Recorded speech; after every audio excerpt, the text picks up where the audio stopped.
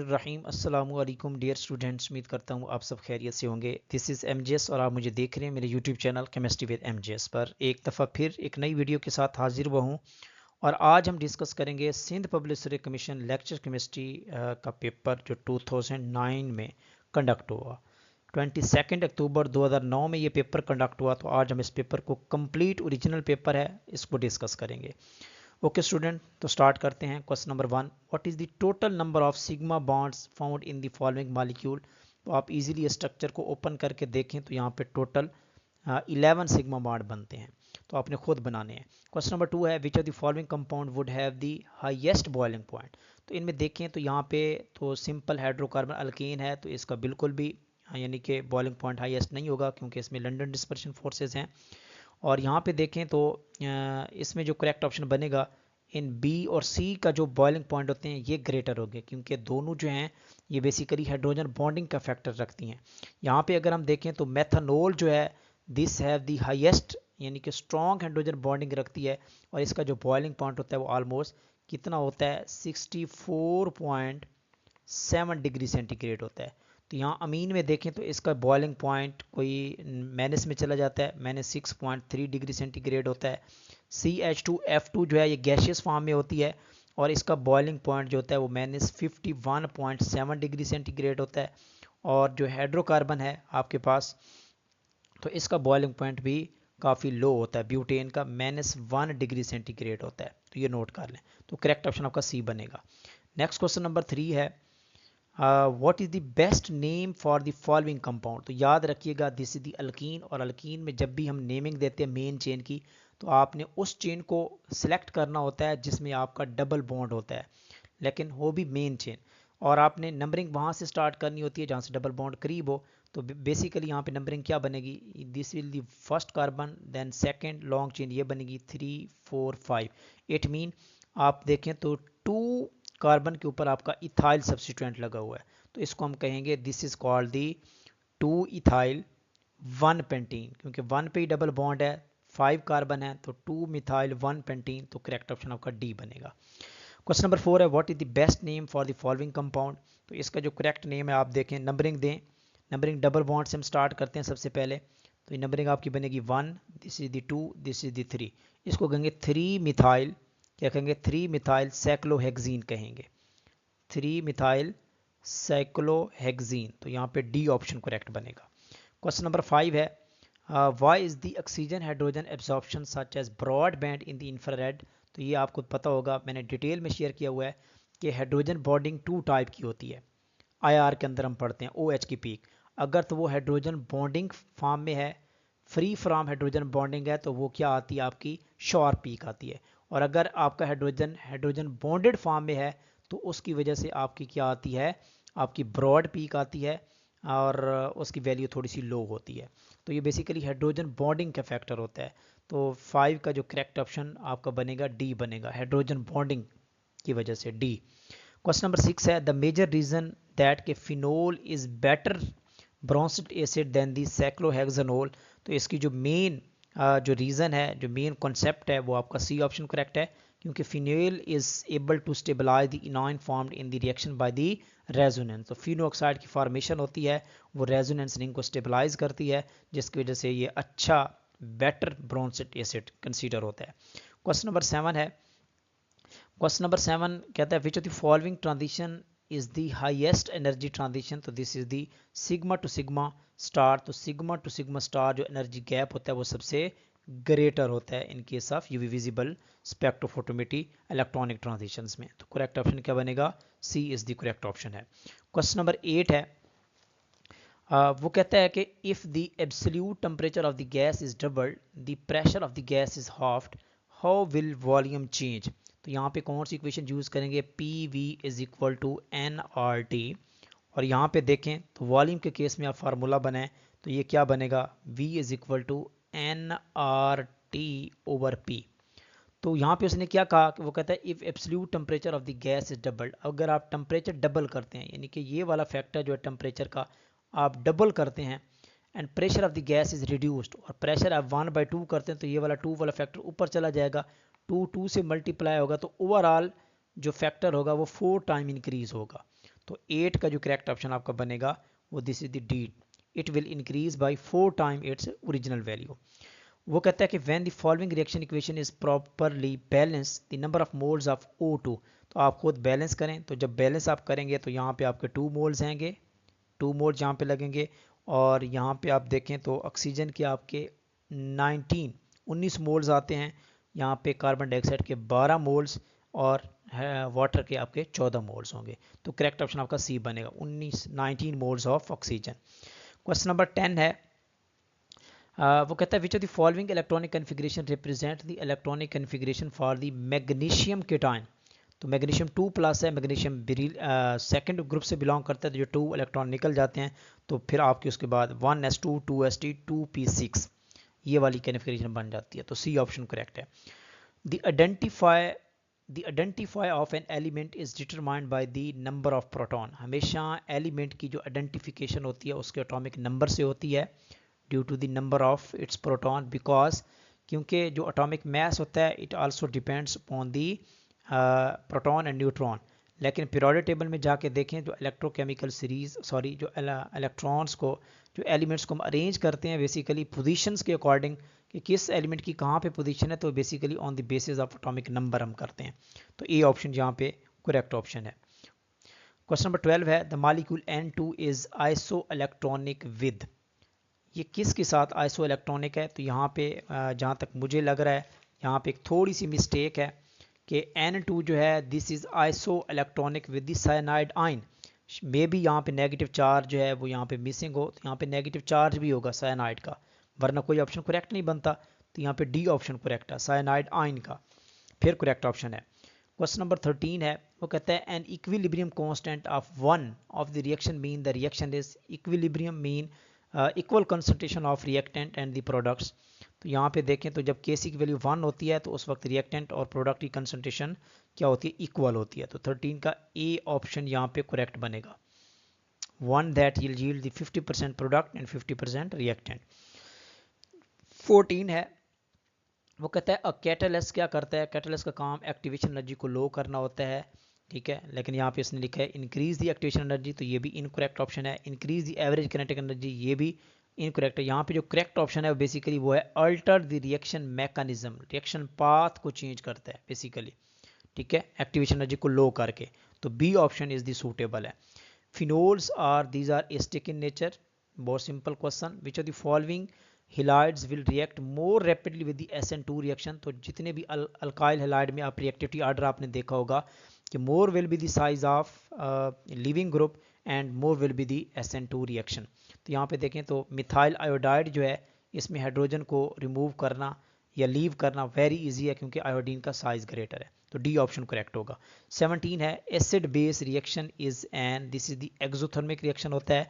आपने देखा होगा कि जब आप न्यूट्रलाइजेशन का रिएक्शन करवाते हैं स्ट्रॉन्ग एसिड स्ट्रॉन्ग बेस के साथ तो -57.4 किलो जॉल पर मोल एनर्जी रिलीज होती है, हीट रिलीज होती है। 18 है, water containing the calcium and phosphate, this is called दी, इसको कहते हैं परमानेंट हॉट वाटर कहते हैं। तो यहाँ पे सी ऑप्शन जो है वो करेक्ट ऑप्शन है। परमानेंट हॉट वाटर में क्या होता है? This is due to the calcium and magnesium bicarbonate, calcium और मैग्नीशियम बाइकार्बोनेट की वजह से आपका परमानेंट हॉट वाटर होता है। तो सी इज द करेक्ट ऑप्शन है। 19 क्वेश्चन है, वो कहता है if the wave length of photon is doubled, ये भी रिपीटेड क्वेश्चन है, अभी हम डिस्कस की भी कर चुके हैं 2013 के पेपर में। तो E is equal to HC/λ, ये वाला फार्मूला हमने यूज़ किया था। वो कहता है कि if wave length of photon is doubled, जब आप वेव लेंथ को डबल करें तो ये इन्वर्स प्रोपोर्शन है तो एनर्जी आपकी हाफ हो जाएगी। तो यहाँ पे करेक्ट ऑप्शन क्या बनेगा? Frequency energy is reduce factor by the 2, C option correct बनेगा। What is the pH? 20 question है, वो कहता है what is the pH of 1 molar solution है, 1 मोलर सोल्यूशन गिवन है ऑफ एन एसिड और Ka की वैल्यू गिवन है। जब Ka की वैल्यू 10⁻⁻8 है, मीन वेरी लो है, तो it mean this is a weak acid. और इस केस में वीक एसिड के केस में हम pH ऐसे डायरेक्ट नहीं निकाल सकते, पहले हमें डिग्री ऑफ डिसोसिएशन निकालनी पड़ती है। तो ये कंप्लीट डिग्री ऑफ डिसोसिएशन क्या होती है, कैसे कैलकुलेशन करनी होती है, तो मैं अपने लेक्चर्स में भी बता चुका हूँ। तो आइए इस न्यूमेरिकल को थोड़ा सा यहाँ पे सॉल्व कर लेते हैं। देखें स्टूडेंट, यहाँ पे हमारे पास वीक एसिड है HA लेट कर लेते हैं, वीक एसिड है और ये कन्वर्ट हो जाता है हाइड्रोजन आयन, किसमें, हाइड्रोजन आयन, और उसके साथ बेस में कन्वर्ट हो जाता है, कॉन्जुगेट बेस में। अगर आपके पास ये 1 मोलर है, जिस तरह क्वेश्चन में गिवन है 1 मोलर है, तो उसके बाद कुछ देर के बाद आपका ये क्या बनेगा, ये 0 होगा और 0 होगा। ठीक है, जब टाइम t होगा इक्विलिब्रियम पोजीशन पे आएगा तो 1 में से आपका यानी कि C अल्फा निकल जाता है, this is the C alpha, this is the C alpha. तो डिग्री ऑफ डिसोसिएशन, अब आपको पता है कि कंसंट्रेशन 1 है, तो डिग्री ऑफ डिसोसिएशन का फार्मूला क्या होता है, degree of dissociation is equal to the Ka/C। Ka की वैल्यू गिवन है और वो है 10⁻⁻8। कंसंट्रेशन भी गिवन है, कितनी है, 1 मोलर है, तो 10⁻⁻8 का अंडर रूट लें तो ये डिग्री ऑफ डिसोसिएशन 10⁻⁻4 बनता है। तो अब हमें पता है कि हाइड्रोजन आयन की कंसंट्रेशन क्या है इक्वेशन के अकॉर्डिंग, यहाँ पे देखें ज़रा, तो यहाँ पे ये कंसंट्रेशन है हाइड्रोजन आयन की कंसंट्रेशन, हाइड्रोजन आयन की concentration is equal to the C alpha. Concentration हमें पता है 1 मोलर है और डिग्री ऑफ डिसोसिएशन की वैल्यू हमने फाइंड आउट कर ली, तो 10⁻⁻4 है। तो यानी कि यहाँ पे देखें तो हाइड्रोजन आयन की कंसंट्रेशन ओवरऑल कितनी नहीं बनी, 10⁻⁻4। तो इसकी pH कितनी आएगी, 4 आएगी। मैंने इस लॉग ऑफ हाइड्रोजन आयन निकाल लें, तो यहाँ पे करेक्ट ऑप्शन क्या बनेगा, B is the correct option है, 4 is the correct option. Question number 21 है, what is the oxidation number of nitrogen in the molecule, तो ये मॉलिक्यूलर फॉर्म में है, तो यहाँ पे 0 इसका ऑक्सीडेशन नंबर है। 22 the atom formed by the beta decay of carbon 14, carbon 14 का बीटा डिके दें, देखें ये दिस इज द कार्बन 14, ये कार्बन 14 है, तो इसका एटॉमिक नंबर 6 होता है। जब आप इसका बीटा डिके करवाते हैं 0 -1, तो आपको पता है यहाँ पे नाइट्रोजन ऐड करना पड़ेगा, तो ये 14 होगा और दिस इज दी 7 होगा। तो यहाँ पे करेक्ट ऑप्शन आपका क्या बनेगा, this is the D option is the correct option है। नेक्स्ट क्वेश्चन 23 है, what would be the volume in litre of 640 gram of oil if the density of the oil is 0.8 ग्राम पर litre. तो ये भी बहुत इजी क्वेश्चन है, इसको थोड़ा सा जाके सॉल्व भी कर लेते हैं। तो क्या बताया गया है, वॉल्यूम हमने फाइंड आउट करना है, मैस जो है वो दिया हुआ है 640 ग्राम दिया हुआ है, डेंसिटी दी हुई है कितनी, 0.8 ग्राम पर ml।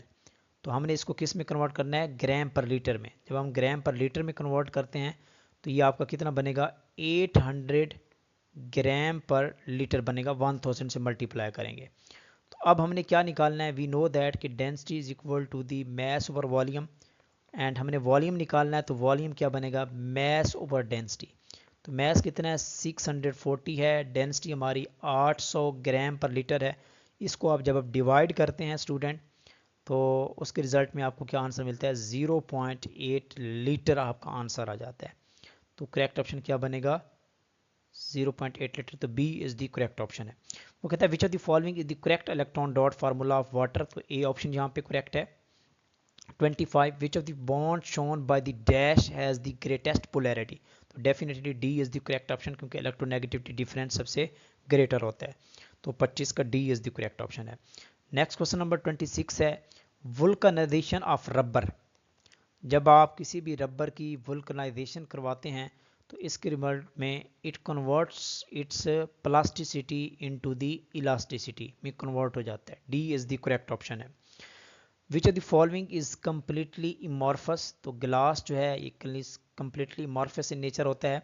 Hurt is the unit of frequency का यूनिट होता है। Order of reaction is defined as the number of reactants in the rate determining step. यहाँ पे अगर वो ऐड कर देता तो वो ज़्यादा अच्छा होता। रेट डिटरमिक स्टेप में जितने नंबर ऑफ रिएक्टेंट पार्टिसिपेट करते हैं वही बेसिकली आपका ऑर्डर ऑफ रिएक्शन होता है, उसकी पावर्स ले लेते हैं। तो सी ऑप्शन करेक्ट बनेगा। विच of the following atom has the largest diameter, तो लार्जेस्ट डायामीटर साइज पे डिपेंड करता है, तो डी आयोडीन का होगा। Fibre optic is working on the principle of total reflection of light, वहाँ पे क्या होता है, ये आपका फाइबर होता है। तो यहाँ पे जबकि लाइट आती है तो ये इस तरह टोटल इंटरनल रिफ्लेक्शन यहाँ पे बेसिकली होती है। तो बी ऑप्शन करेक्ट है। Honshu island is located in Japan, तो ये जापान में मौजूद है। एंड नेक्स्ट क्वेश्चन है, which of the following was built by Akbar, Akbar ने क्या आगरा फोर्ट बनाया था अकबर ने, नोट कर लें इसको। तो अकबर जो आगरा फोर्ट था ये अकबर बादशाह ने बनाया था। रेड फोर्ट शाहजहां ने बनाया था। और जो दौलताबाद है ये बेसिकली या देव किंग था, उसने बनाया था। और जो अहमदनगर फोर्ट है ये अहमद निज़ाम शाह ने बनाया था। तो ये नोट करते जाएं इसको। 34 है, who was the responsible for the introduction of English as the official language in the India. ये किसका मेन रोल था? तो ये बेंटिक का था। किसका था? बेंटिक का मेन रोल था। तो करेक्ट ऑप्शन क्या बनेगा? B is the correct option है। Miraj Sharif, this event occurred in the, ये 27 रजब को कंडक्ट हुआ। सी ऑप्शन करेक्ट है। Mosque of prophet peace be upon him was damaged due to the fire in the reign of Walid bin Mutasim Billah. Mutasim बिल्ला के दौर में ये जो करीम आका सल्लल्लाहु अलैहि वसल्लम की मस्जिद थी वो उसको आग लगी थी। 37 है, from the 4 underline words the phrases A B C identify one that is not correct. तो यहाँ पे देखें तो इंग्लिश का सेंटेंस है, most slugs and snails breathe using the lungs which opens through a small hole in the side of their bodies. It's bodies, it's word जो है singular को शो करता है, लेकिन यहाँ पे देखें तो मोस्ट स्लग्स एंड सिनेल्स, तो ये प्लूरल नाउन है, तो यहाँ पे आपका प्लूरल ही उसका प्रोनाउन यूज होगा। तो देयर यहाँ पे आना चाहिए। तो डी यहाँ पे इनकरेक्ट है। Pick the nearest meaning of the word pathos. Pathos जो वर्ड है इसका जो करेक्ट सिनोनिम है वो आप देखें यहाँ पे। तो करेक्ट ऑप्शन जो है वो डी है। दिस इज दी 38 का यहाँ पे करेक्ट ऑप्शन बी बनेगा, सॉरी। टेंडर सैरो इसको कहेंगे, बी ऑप्शन करेक्ट है। 39, who was the commander of the infidel in the battle of बदर। जंग बदर में हजरत अबू जहल थे, बी ऑप्शन करेक्ट है। यूएन चार्टर वाज रेटिफाइड इन, सही तरीके से अप्रूव हुआ था यूएन चार्टर, तो वो ऑलमोस्ट 1945 में हुआ था, ऑलमोस्ट 26 जून 1945 में। ए ऑप्शन करेक्ट है। 41 है, who succeeded Sirajuddaulah as nawab of Bengal after the battle of Plassey. तो किसने इसको, मीर जाफर ने जो है इसको इसके बाद मीर जाफर आया जिसको इसने कत्ल किया। 42 है, complete the following phrase and give its meaning. A tooth for a tooth and eye for an eye, यानी कि दांत के बदले दांत, आंख का बदला आंख। मीन इसका मतलब है revenge should be equal. B option यहाँ पे बल्कि यहाँ पे फिल करना था। तो tooth for a tooth and eye for an eye, तो ये प्रोवर्ब है, आई फॉर एन आई, ये इसमें आएगा। 43 है, pick the correct spelling of the following word. तो रेवरबरेट, बी ऑप्शन करेक्ट है। He is called as Najibullah, तो ये हज़रत दाऊद अलैहिस्सलाम का नाम है, लक़ब है हज़रत दाऊद अलैहिस्सलाम। तो यहाँ पे कोई भी ऑप्शन मौजूद नहीं है, तो देखें तो यहाँ पे डी ऑप्शन करेक्ट है, none of these. Who was the first कातिब वही। तो ये कुछ इस्लामी रिवायात में इसमें थोड़ा सा जो है ना वो चेंज भी आता है।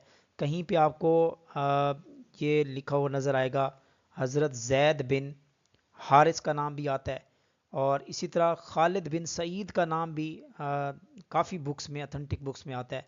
तो खालिद बिन सईद या जैद बिन हारिस इनमें से है, लेकिन चारों में से नहीं है। लेकिन वेबसाइट पे हज़रत शिरजील का नाम भी आ रहा है, तो मे बी ये करेक्ट हो। 46 है, Jinnah 14 points were presented in 1929 में, और नहरी रिपोर्ट 1928 में दी गई। During Aurangzeb rain which of the following were not included in the government.